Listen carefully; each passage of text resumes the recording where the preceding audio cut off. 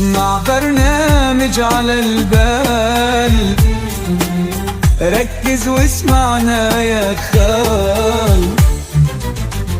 حول المثل القديم اللي نعتز ونفتخر به طبعا، من قاله كل أمثال نعتز فيها، قال ولد السالفة يكبر بساع.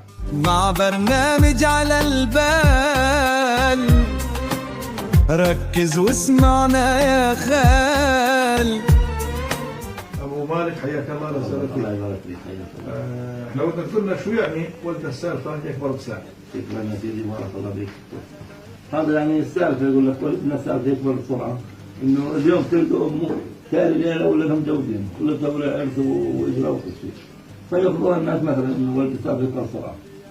يعني مثلا زي المسلسل البدوي، الحلقة أول حلقة يكون تاب أم ولدته، أصبح اليوم ثلاثة ولا خاطين، ثاني حلقة وإنه متجوز، يقول ثاني حلقة تشوف إنه هو كبير وعنده أولاد وصار شيخ وحاله شيخ ودور على أمه ودور على ثلاث يوم أو يومين. إذا ولد السالفة يكبر بسرعة، يعني هي عبارة عن سرد، إنه الولد إذا أجى اليوم أثناء السالفة يمكن تقعد ربع ساعة القصة يكبر الولد، يكبر 10 دقائق تلاقي الولد كبر، يقعد ساعتين تلاقي الولد كبر. أعزائنا المشاهدين، كنا معكم في هذا المثل، وفعلا ولد السالفة يكبر ساعة، يعني ابن الحكاية بيكبر بكرة، يعني بقى ابن الحدوتة ده بيكبر بكرة.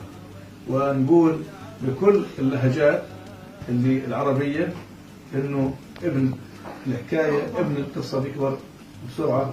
وأهلا وسهلا فيكم، يسعدنا معكم في هذا الفيديو أخوي أبو مالك الغرغير، حياك الله. كان معكم محدثكم من الغرغير. أهلا وسهلا فيكم جميعا، شكرا لكم.